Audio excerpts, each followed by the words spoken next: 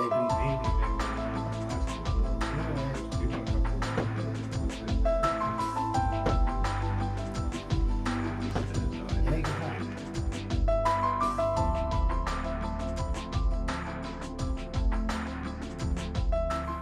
Juotostaito on tunnettu jo ennen rautakautta. Niinpä jo egyptiläisten kulta- ja hopeaesineiden juotossaamat olivat taitavasti tehtyjä.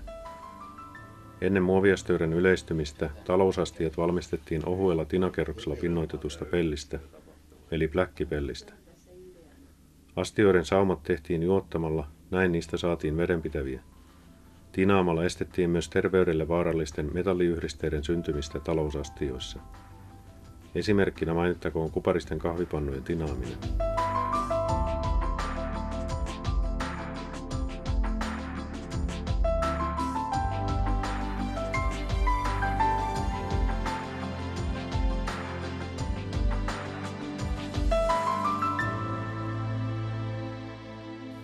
Juotettaessa kaksi metallia liitetään toisiinsa kolmannen, helpommin sulavan metallin tai metalliyhdisteen eli juotteen avulla. Liitettävät metallit eivät sula, vain liittävä metalli eli juote sulaa.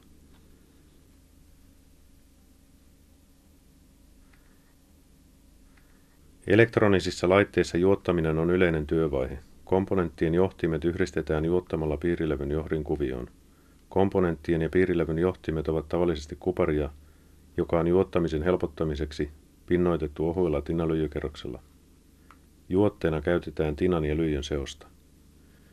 Juotoksen ensisijaisena tarkoituksena on muodostaa hyvä sähköinen ja mekaaninen liitos komponentin johtimen ja piirilevyn johdinkuvion välille.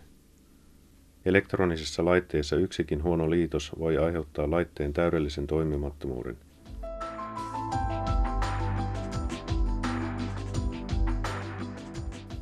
Komponentteja ja komponenttilevyjä käsiteltäessä on staattisten sähkövarausten muodostuminen estettävä.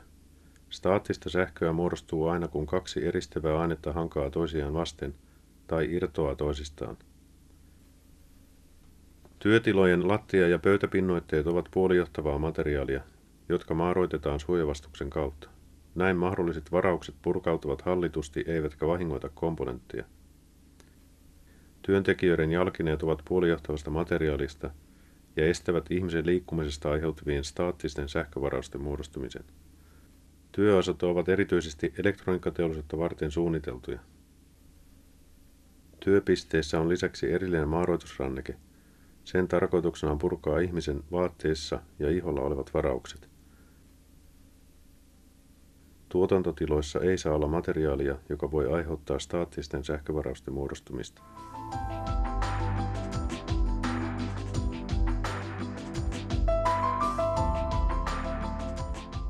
Komponenttien esikäsittelyllä tarkoitetaan langallisten komponenttien johtimien katkaisemista määrämittaiseksi ja taivuttamista haluttuun asentoon ja rasterimittaan.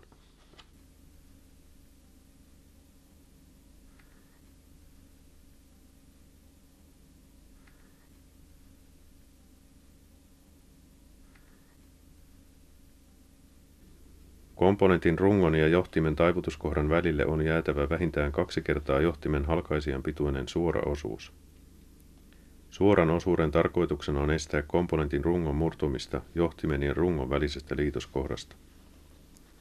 Johtimen taivutussäteen tulee olla suurempi kuin johtimen halkaisija.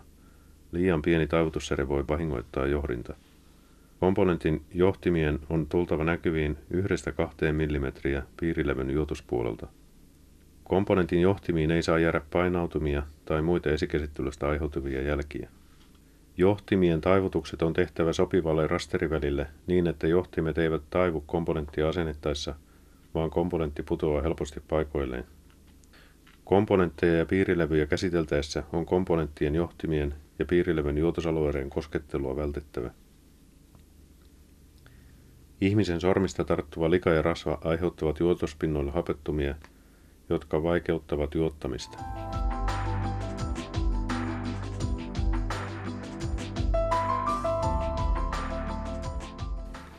Komponenttilevylle tulevat komponentit asennetaan oikeille paikoilleen sijoittelukuvan ja osaluettelon perusteella. Sijoittelukuvassa näkyvät komponenttien tunnukset ja asennussuunnat, mikäli suunta on huomioitava. Asennussuunta on merkitty myös itse komponenttiin. Ne komponentit, joiden asennussuunnilla ei ole merkitystä, asennetaan niin, että komponentin merkinnät jäävät näkyviin. Komponentin tyyppi, sähköiset arvot ja muut tarvittavat tiedot löytyvät osaluettelosta komponentin tunnuksen perusteella. Jokaisella komponentilla on kirjaimesta ja numerosta muodostuva yksilöllinen tunnus. Kolmas tärkeä dokumentti komponenttilevyistä puhuttaessa on kytkentäkaavio, vaikka itse kokoonpanotyössä sitä ei välttämättä tarvita. Kytkentäkaaviossa näkyvät komponenttien väliset kytkennät.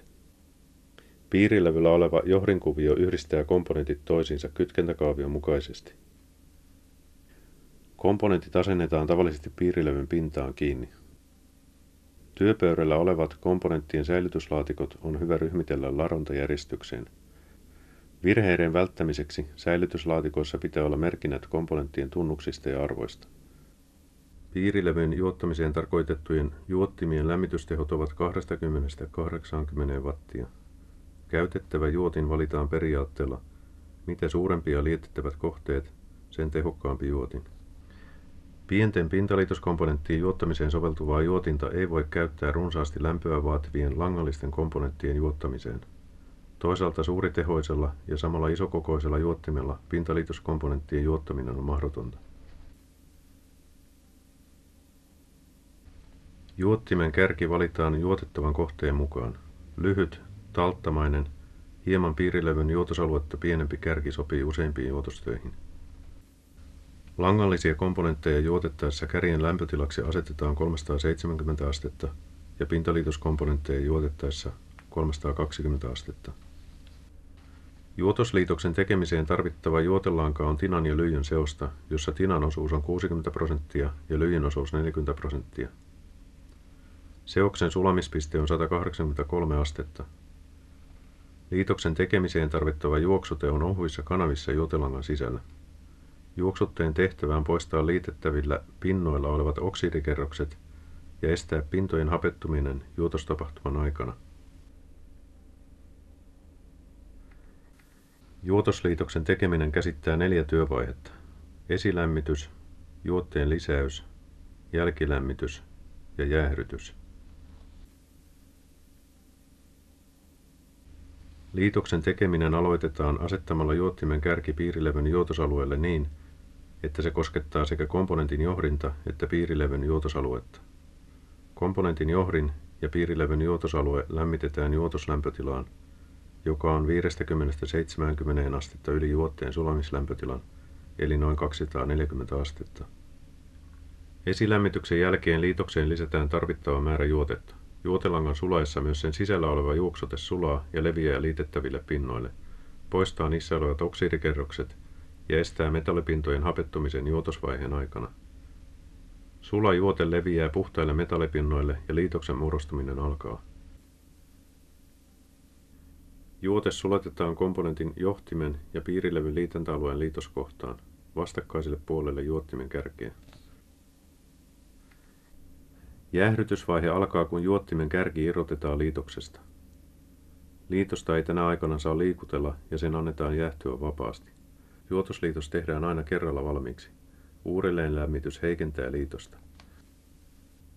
Pintaliitoskomponentteja juotettaessa komponentin liitäntäalueelle lisätään pieni määrä juotetta komponentin kiinnitystä varten.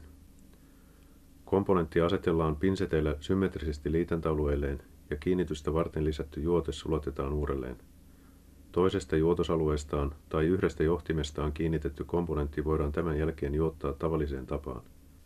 Kun kaikki johtimet on juotettu, lisätään kiinnitystä varten tehtyyn juotokseen lopullinen juotimäärä.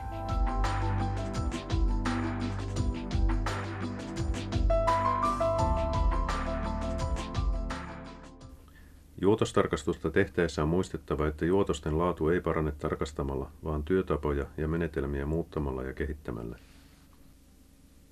Ennen yksityiskohtaista tarkastusta kannattaa komponenttilevyä silmäillä kokonaisuutena. Tässä vaiheessa selvät juotosvirheet ja puuttuvat komponentit löytyvät yleensä helposti.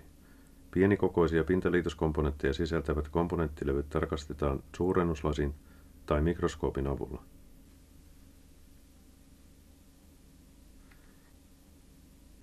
Juotostarkastus tehdään komponenttilevy kerrallaan samaa etenemisjärjestystä noudattaen.